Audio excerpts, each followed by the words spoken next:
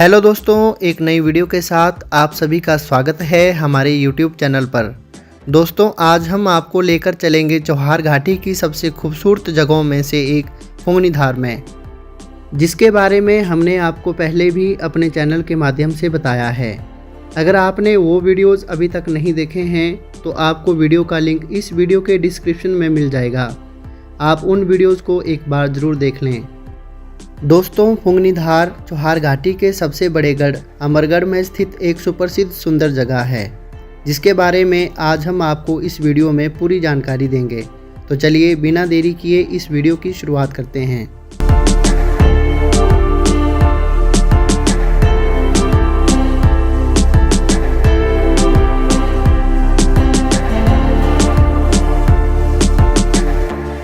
Hello दोस्तों, good morning and welcome back to my YouTube channel. तो दोस्तों, एक नए दिन की शुरुआत हो चुकी है और अभी सुबह के करीब 11 बज रहे हैं और ये ठीक पीछे है अपना घर और ये है लोगों का गेहूं का खेत।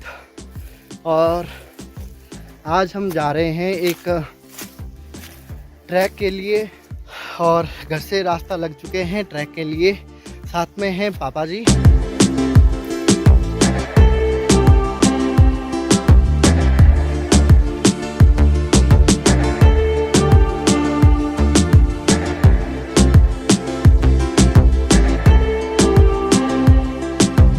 अभी आगे बढ़ते हुए दोस्तों हम पहुंचे हैं क्वांगसू में और यहाँ से सामने देखिए थंट गांव काफ़ी खूबसूरत सी लोकेशन पर बसा हुआ है।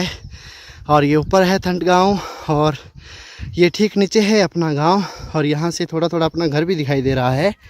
और थोड़ा सा आगे जाने पर यहाँ देखिए बुरांस का एक बहुत बढ़िया सा पेड़ दिखाई दे रहा है और यहाँ पे काफ़ी सारे बुरांस लगे हुए हैं। और आजकल के मौसम में काफ़ी सारे बुरांस होते हैं, आगे जंगल में आपको काफ़ी सारी देखने को मिलेंगे। अभी दोस्तों हम पहुंचे हैं थंट गांव के बिल्कुल ठीक सामने और सामने है थंट गांव और यहाँ से देखिए खूबसूरत सी लोकेशन दिखाई दे रही है। और यहाँ नीचे ठीक नीचे है अपना गांव और सामने रोड दिखाई दे रहा है और ये ठीक नीचे रोपा है। सामने डाइना पार्क है, पेखरा गुनाग पाटन गाँव, यहाँ से सब कुछ दिखाई दे रहा है। और ये है क्वांगसू। और अभी आगे बढ़ते हुए आपको इसी तरह के खूबसूरत से नज़ारे देखने को मिलते रहेंगे।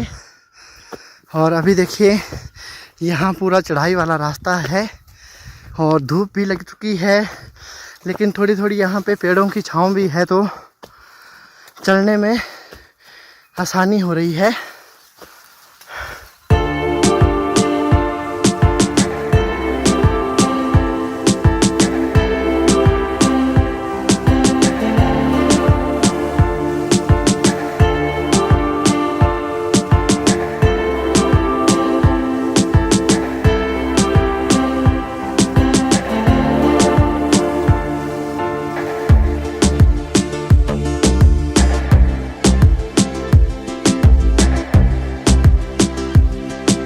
ये है दोस्तों बुरांस का फूल और हमने इसे निकाला है खाने के लिए।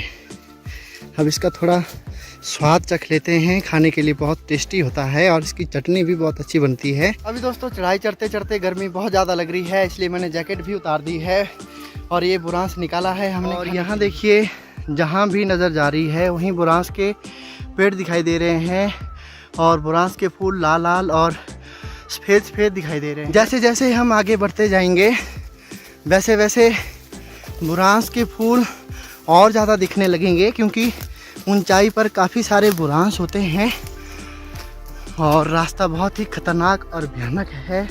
और इस तरफ धूप नहीं है और सामने देखिए पहाड़ों पर काफ़ी अच्छी धूप लगी है।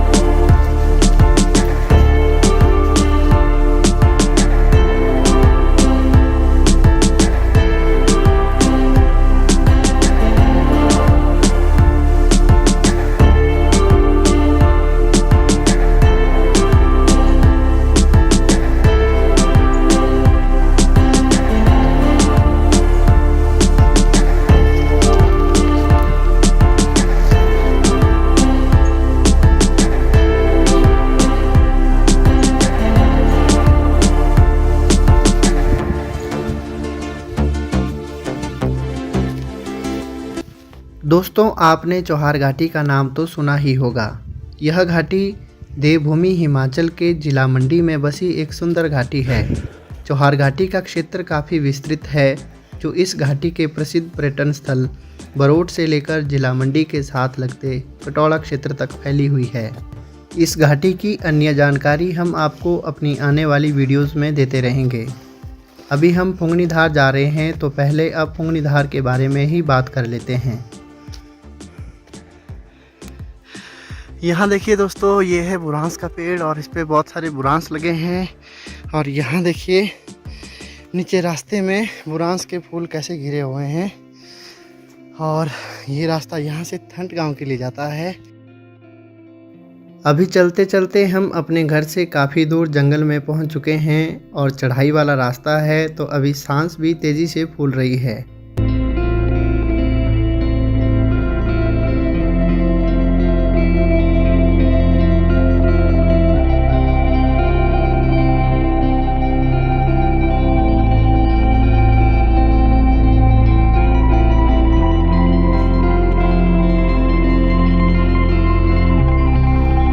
पेड़ों पर लाल व गुलाबी रंग के बुरांस के फूल काफ़ी मात्रा में लगे हुए हैं और काफ़ी सुंदर दिखाई दे रहे हैं। इन्हें देखकर ऐसा लग रहा है जैसे प्रकृति हमारा स्वागत इन फूलों के साथ कर रही हो।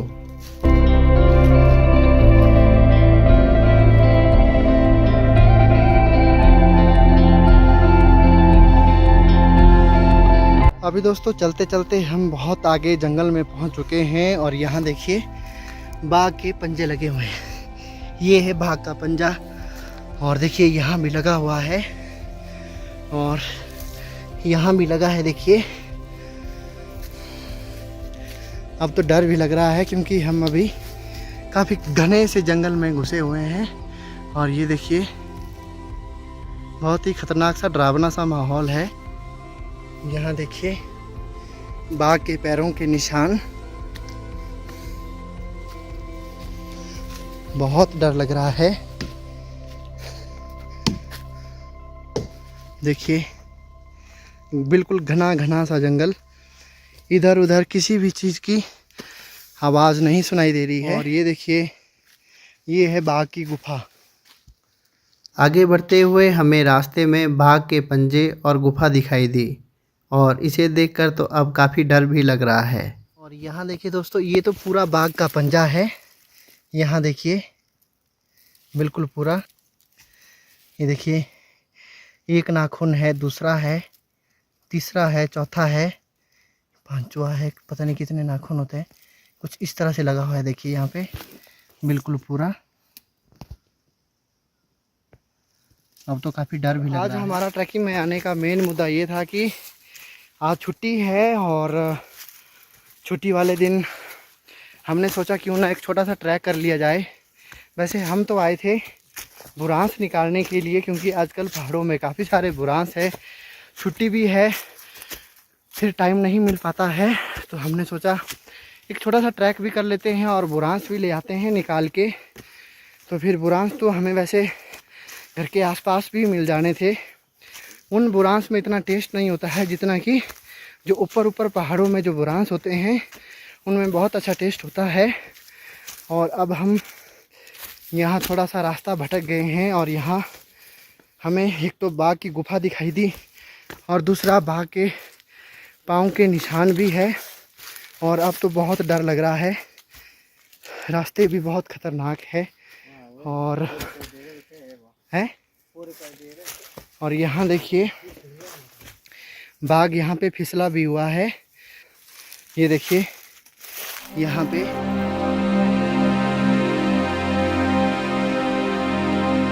यहाँ रास्ते में हमें बाघ के पंजों के निशान हर जगह दिखाई दिए। अब तो डर भी काफ़ी ज़्यादा लग रहा है। वैसे हमने फुंगनी धार के लिए दूसरे रास्ते से होकर जाना था। अभी प्यास लगी है तो हम इसी नाले वाले रास्ते से होकर आए, क्योंकि ऊपर फुंगनी धार में फिर पानी नहीं मिलेगा। घर से हम अपने साथ पानी की बोतल तो लाए थे, लेकिन पानी रास्ते में ही ख़त्म हो गया। अभी गर्मी का मौसम है और बर्फ़ भी पिघल चुकी है और यहाँ नाले में भी पानी बिल्कुल भी नहीं दिखाई दे रहा है। हो सकता है थोड़ी ऊपर जाने के बाद हमें पानी ज़रूर मिलेगा। अब आए तो थे पानी ढूंढने के लिए, लेकिन यहाँ पानी ही नहीं मिल रहा है। नदी नाले सूख चुके हैं। हमने सोचा बर्फ़ होगी, ना ही बर्फ़ है। और बर्फ़ के लिए तो हम घर से डब्बा भी लाए थे। हाँ देखिए,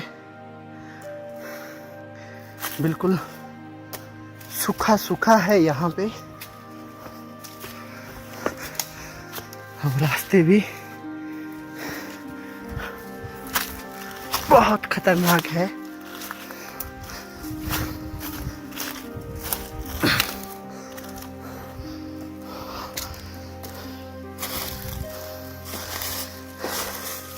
आजकल जंगलों में काफ़ी सारी सूखी पत्तियां हैं और इसकी वजह से काफ़ी चढ़र पढ़र हो रही है। और यहाँ हमें मिल गया पानी पीने के लिए। ये देखिए, यहाँ है पानी, पानियों सा बहता रहूं। यहाँ देखिए खूबसूरत सा झरना, एक छोटा सा झरना बना हुआ है पानी का।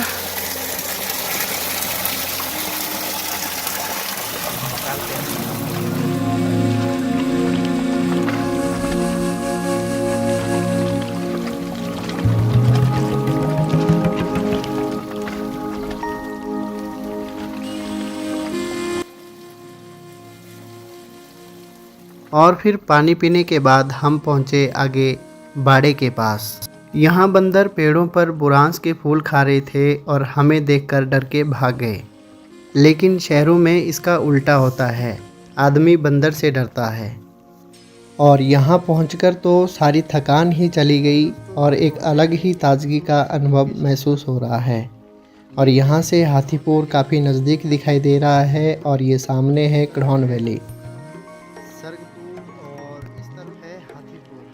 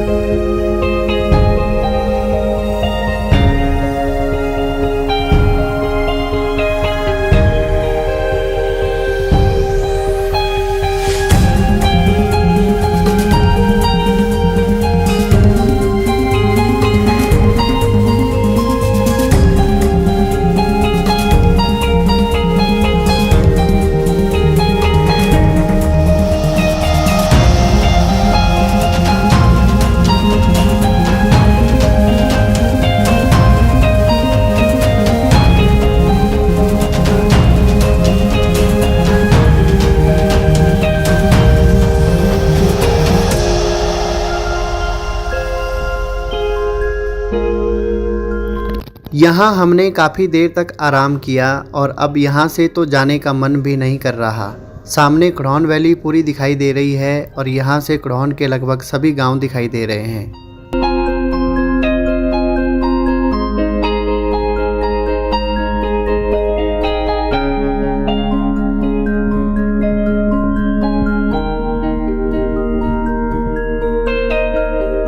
फिर बहुत देरी तक आराम करने के बाद हम चल पड़े फुंगनधार की ओर और यहाँ काफ़ी सारे सुंदर फूल लगे हैं जो प्रकृति की शोभा को चार चांद लगा रहे हैं। यदि आप पहाड़ों में घूमने के लिए आए हो और आपको फूल दिखें तो फूलों को बिल्कुल भी ना तोड़ें।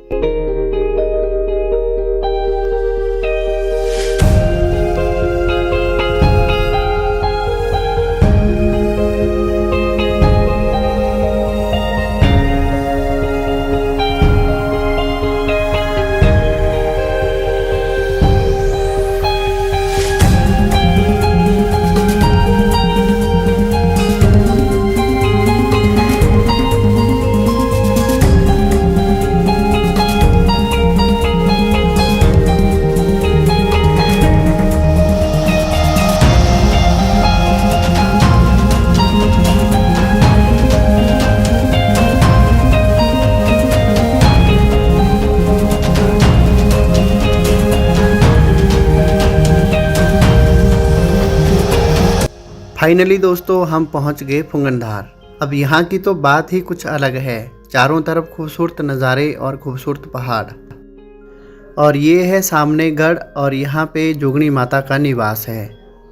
गर्मी के मौसम की शुरुआत हो चुकी है और अब यहाँ भेड़ पालक अपनी भेड़ों को चराने के लिए इस क्षेत्र में ले आएंगे।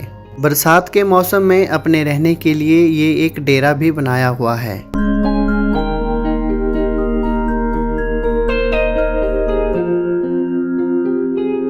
यहाँ से सामने नरीपुर जोत और महाजनी जोत भी काफ़ी सुंदर दिखाई दे रहे हैं और यहाँ से दूर दूर तक की पहाड़ियों को काफ़ी आसानी से देखा जा सकता है।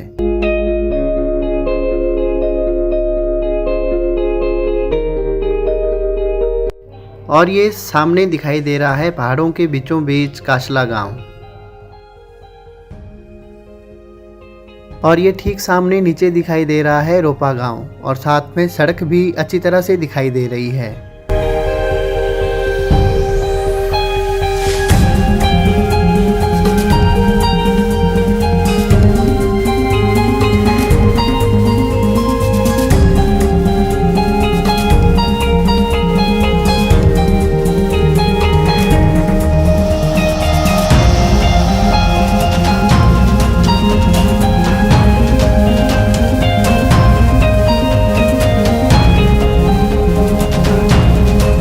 फुंगनधार चौहार घाटी का एक सुप्रसिद्ध पर्यटन स्थल भी बन सकता है और यहाँ पैराग्लाइडिंग भी हो सकती है। यह पूरा एरिया वन विभाग के अंडर है और प्रशासन व वन विभाग ही इस तरफ पर्यटन को बढ़ावा दे सकते हैं। यदि आप पैदल ट्रैक के शौकीन हैं तो एक बार ज़रूर इस तरफ आएं। इसके साथ ही यदि आप एडवेंचर के शौकीन हैं तो यहाँ से आगे हाथीपुर का ट्रैक भी कर सकते हैं। यदि आप यहाँ आना चाहते हैं तो गर्मी के मौसम में ही आए। ठंड के मौसम में यहाँ काफ़ी ज़्यादा बर्फ़ और ठंड होती है और बरसात के मौसम में चारों तरफ काफ़ी सारी धुंध होती है और यहाँ आसपास कुछ भी नहीं दिखाई देता है। तो इसीलिए आप लोग यहाँ गर्मी के मौसम में ही आएँ। यहाँ आपको ठंडी ठंडी ताज़ी हवा का आनंद मिलेगा।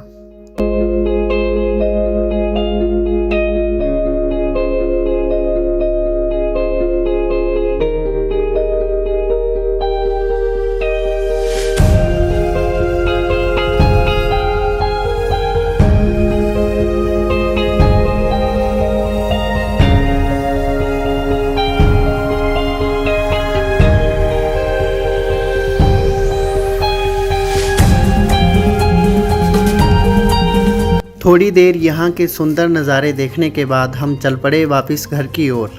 अभी हमें बुरांस भी निकालने हैं।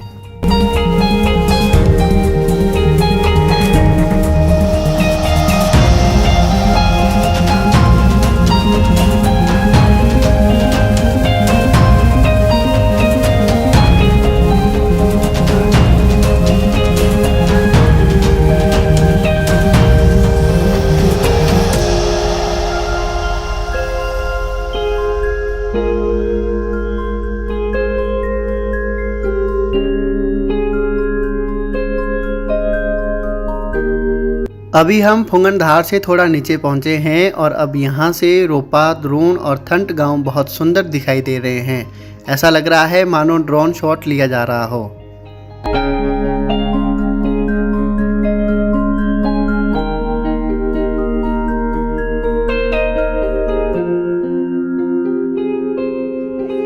फिर हमें यहाँ ये दो अंकल मिले। ये दोनों पिछले कल छुच्छल गांव में अपने रिश्तेदार के यहाँ आए थे और अभी वापस अपने घर जा रहे हैं। इनका घर गढ़ौन वैली में है और यहाँ से फुंगनधार होकर भी गढ़ौन वैली के लिए रास्ता जाता है।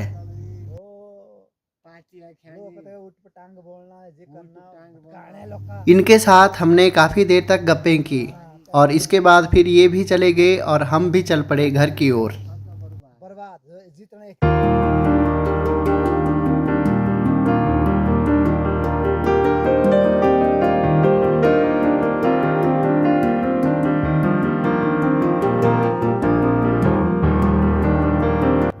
यहाँ रास्ता बड़ा खतरनाक है।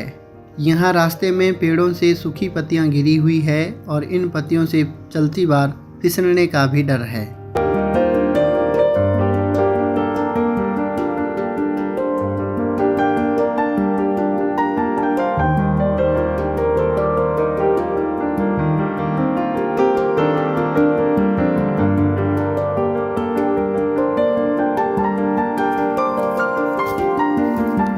फिर हम आज जिस काम के लिए आए थे वो काम हमने शुरू किया। अब हमें यहाँ से बुरांस के फूल निकालने हैं, जिसके लिए हमने अपने साथ एक बोरी भी रखी हुई है।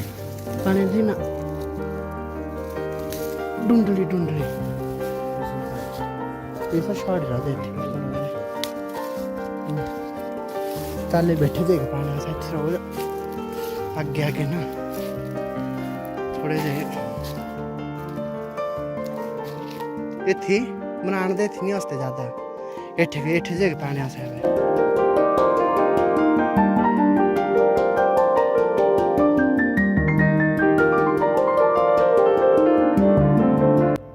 पापा जी तो काफ़ी तेज़ी से भाग रहे हैं और मेरे से चला नहीं जा रहा है। रास्ते में सूखी पत्तियां हैं और मुझे फिसलने का भी डर लग रहा है और नीचे बहुत गहरी खाई है, अगर गिर गए तो पता नहीं कहां पहुंच जाएंगे।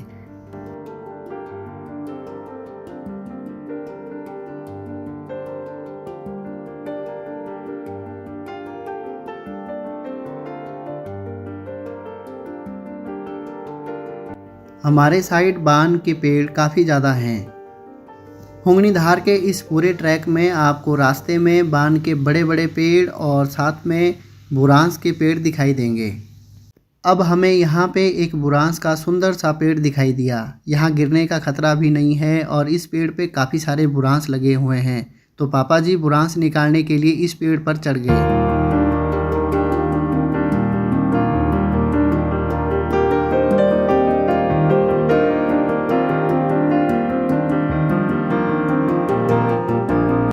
इस पेड़ पर इतने सारे बुरांस है कि जो बोरी हमने अपने साथ बुरांस के लिए लाई है वो पूरी इनके साथ भर जाएगी। अब हमें कहीं और से बुरांस निकालने की ज़रूरत नहीं है। घर के नज़दीकी जंगलों में लगने वाले बुरांस और पहाड़ों में लगने वाले बुरांस में काफ़ी अंतर होता है। घर के नज़दीक जंगल में पाए जाने वाले बुरांस का रस खट्टा होता है और पहाड़ों में पाए जाने वाले बुरांस का रस मीठा होता है। इसीलिए हम इतनी दूर से बुरांस ले जा रहे हैं, वरना हम घर के नज़दीकी जंगल से ही बुरांस ले जाते।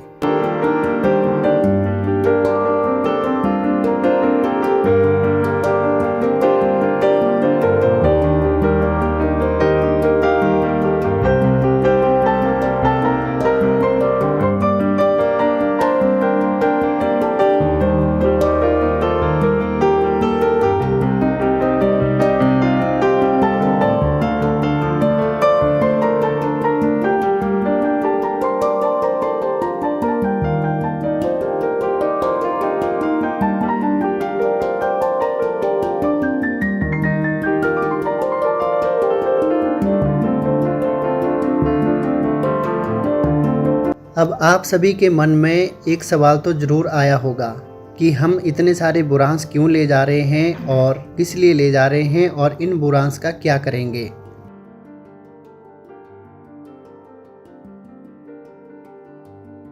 तो चलिए जान लेते हैं कि हम इतने सारे बुरांस क्यों ले जा रहे हैं। एक तो बुरांस के रस का जूस बनता है और दूसरा इसकी चटनी भी काफ़ी फ़ायदेमंद होती है, जो कि बहुत ही पौष्टिक होती है। अभी बुरांस को काफ़ी मात्रा में यहाँ से निकाला जाएगा और उसके बाद बुरांस को घर ले जाकर धूप में सुखाया जाएगा। बुरांस के साथ साथ पुदीना और लहसुन के पत्ते भी साथ में सुखाए जाएंगे और साथ में हरा धनिया भी सुखाया जाएगा। अभी गर्मी का मौसम शुरू हो रहा है और गर्मी के मौसम में चटनी बहुत ही फ़ायदेमंद रहती है। खाने के हाजमे के लिए तो चटनी बहुत ही फ़ायदेमंद होती है। आजकल बुरांस काफ़ी मात्रा में मिल जाते हैं और इन हरे बुरांसों की चटनी तो काफ़ी अच्छी होती है, लेकिन बाद में जब बुरांस ख़त्म हो जाते हैं तो इसीलिए इन्हें सुखाकर रखा जाता है।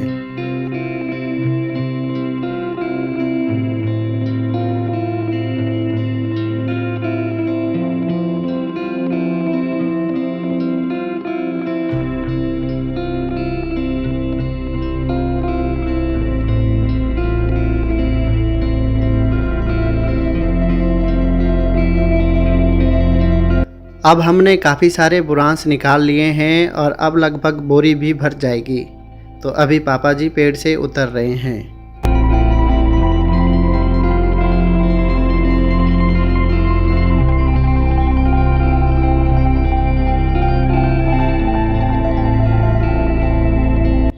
अब हमने नीचे गिरे हुए बुरांस को इकट्ठा किया और अब हम इन्हें बोरी में डालकर घर ले जाएंगे।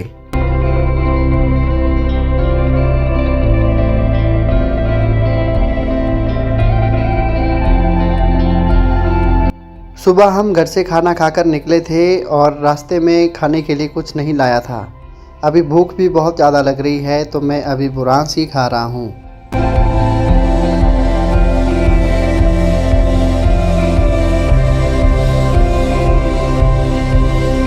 पापा जी अभी बुरांस के फूलों से बुरांस की पत्तियों को अलग कर रहे हैं।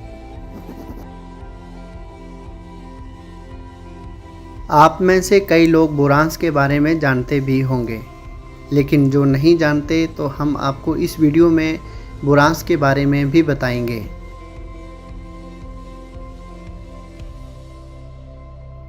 आइए अब थोड़ा और जान लेते हैं बुरांस के बारे में। बुरांस या बुरुंश, जिसे अंग्रेजी भाषा में रोडोडेंड्रोन के नाम से जाना जाता है, यह एक सुंदर फूलों वाला वृक्ष है जो हिमालय क्षेत्रों में 1500 से 4000 मीटर की मध्यम ऊंचाई पर पाया जाता है। बुरांस के पेड़ों पर मार्च अप्रैल माह में लाल सुर्ख रंग के फूल खिलते हैं। बुरांस के फूलों का इस्तेमाल दवाइयों में किया जाता है। वहीं पर्वतीय क्षेत्रों में पेयजल स्रोतों को यथावत रखने में बुरांस की महत्वपूर्ण भूमिका रहती है। बुरांस के फूलों से बना शरबत हृदय रोगियों के लिए बेहद लाभकारी माना जाता है। बुरांस के फूलों से शरबत और चटनी बनाई जाती है।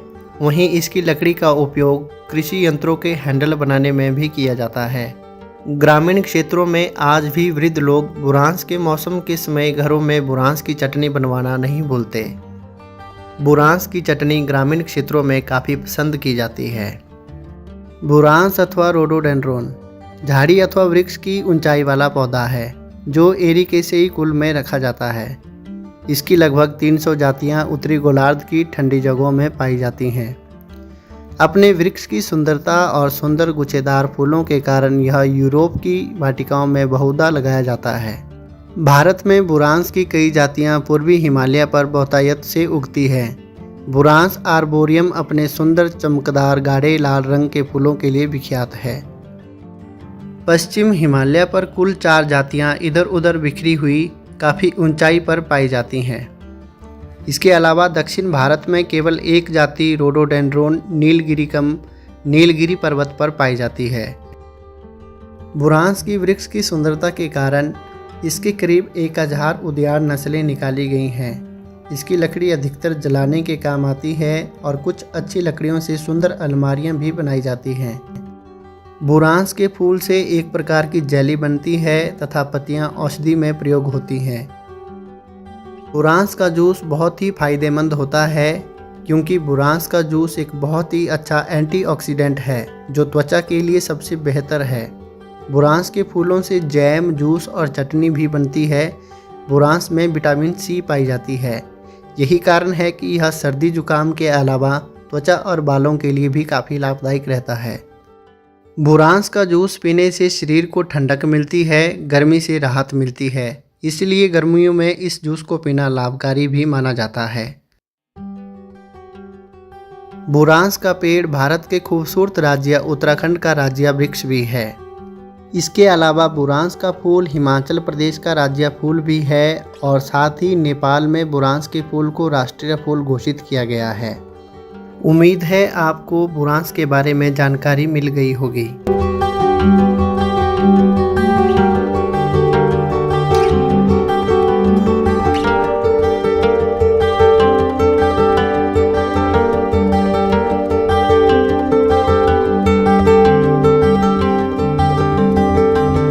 इसके बाद बुरांस के फूलों के साथ हमारी पूरी बोरी फुल हो गई और हम चल पड़े घर की ओर।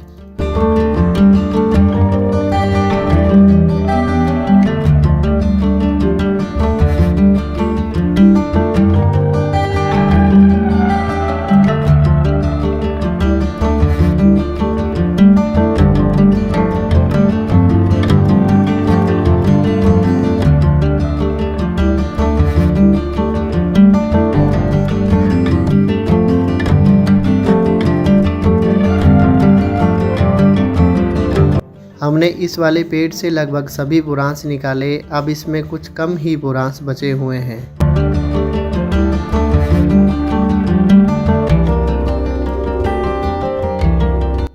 और आगे बढ़ते हुए हमें यहाँ दिखाई दी भेड़ों की ऊन, जो कि 2 पेड़ों के बीच में रखी हुई है। एक समय था जब लोग ऊन पर ही काफ़ी निर्भर थे। उस समय ऊन से ही कपड़े और कंबल बनवाए जाते थे, लेकिन आज के दौर में सब कुछ रेडीमेड मिल रहा है, तो इसलिए ऊन की कोई कदर नहीं है।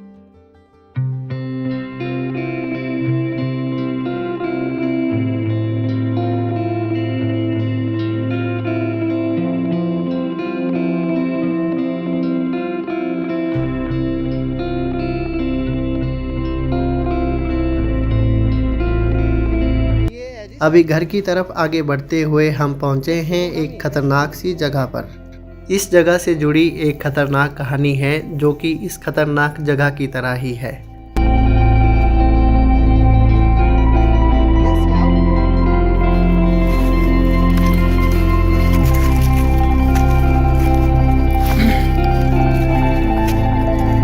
मारने की बात हो गई है तो भाई पत्थर से।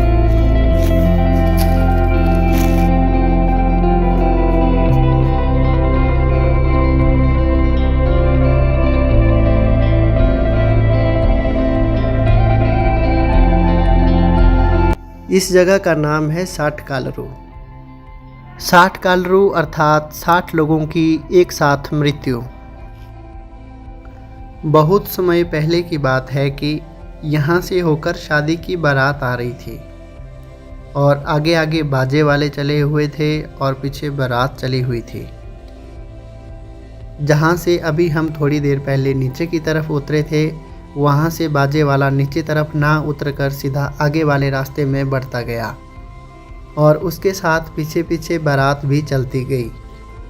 फिर वह बाजे वाला इस गहरी खाई में गिर गया। उसके साथ जो ढोल था उसकी भी काफ़ी सारी आवाज़ें आ रही थी। बारात वाले नाचने गाने में व्यस्त थे। उन्होंने सोचा बाजे वाला इसी रास्ते से जा रहा है, तो वो लोग भी उसके पीछे पीछे इसी गहरी खाई में गिर गए। बारात में बाजे वाले के साथ मिलाकर कुल 60 आदमी थे, और सभी की इस गहरी खाई में गिरने से मौत हो गई। तभी से इस जगह का नाम 60 कालरू पड़ा।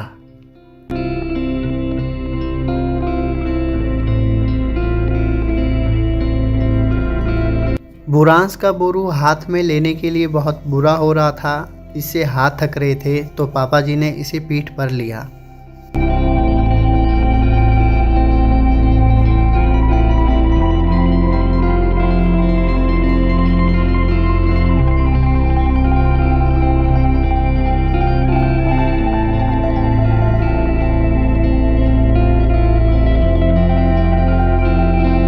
यहाँ लोगों ने बैठने के लिए पत्थर से चिनाई करके एक सुंदर सी जगह बनाई हुई है।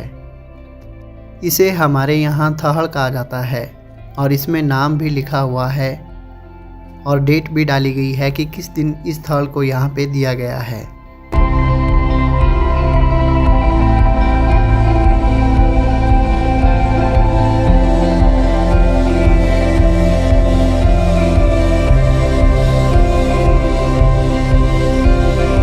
अभी हम तेजी से नीचे की तरफ उतर रहे हैं। अभी हम पहुंचे हैं दोहरी में, और यहाँ से ऊपर वाला ये रास्ता छुछल गांव के लिए जाता है, और ये नीचे वाला रास्ता हमारे गांव के लिए जाता है। अब सबसे मुश्किल भरा काम तो यहाँ से नीचे उतरना है। यहाँ पे बिल्कुल खड़ी चढ़ाई है। आती बार भी यहाँ पे काफ़ी सांस फूल जाती है, और उतरती बार तो और भी ज़्यादा मुश्किल हो जाती है। बिल्कुल संभल कर उतरना पड़ता है।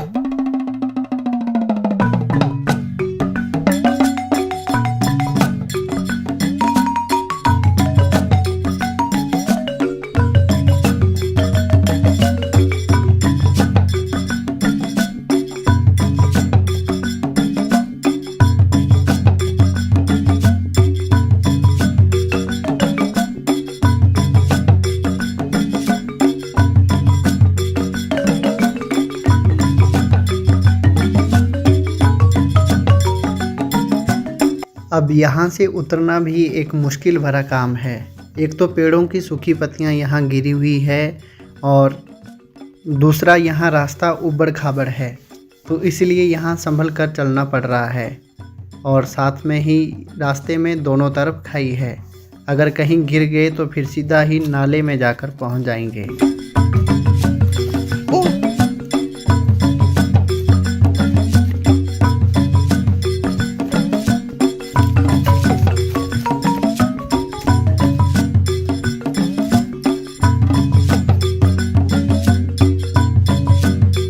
और यहाँ नीचे दिखाई दे रहा है बुरांस से भरा हुआ पेड़। इसमें बुरांस की पत्तियाँ बहुत कम हैं और फूल बहुत ज़्यादा लगे हुए हैं।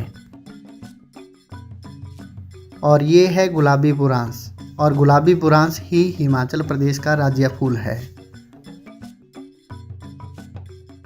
अभी हम पहुँचे हैं ग्यासी में। अभी हम यहाँ पे बैठकर आराम कर रहे हैं। अब यहाँ से घर तक पहुँचने में हमें कम समय लगेगा।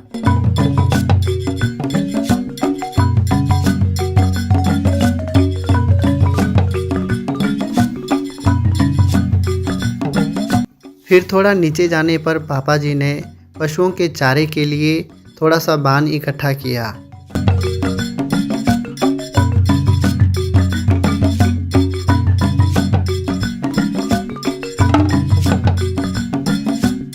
अभी पापा जी बान का बोझा तैयार कर रहे हैं। मैं बहुत थक चुका हूँ और भूख भी बहुत ज़्यादा लगी हुई है।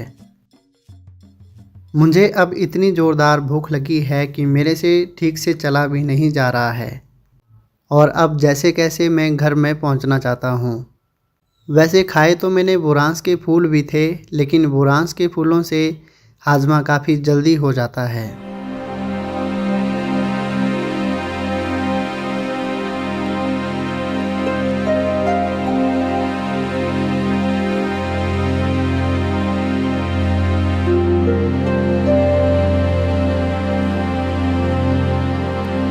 अब पापा जी ने बान का बोझा लिया है, तो अब बुरांस का भुरू मैं डालूँगा।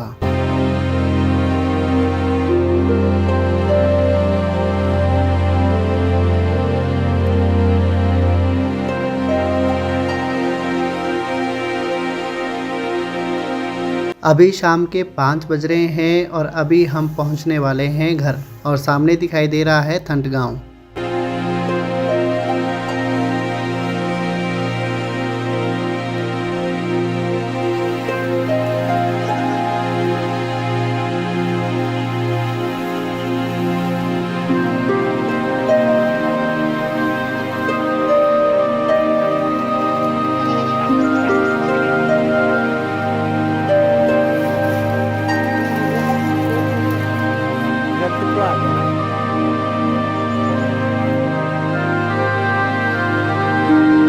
और इसके बाद ठीक 5:30 बजे हम पहुंच गए वापस अपने घर।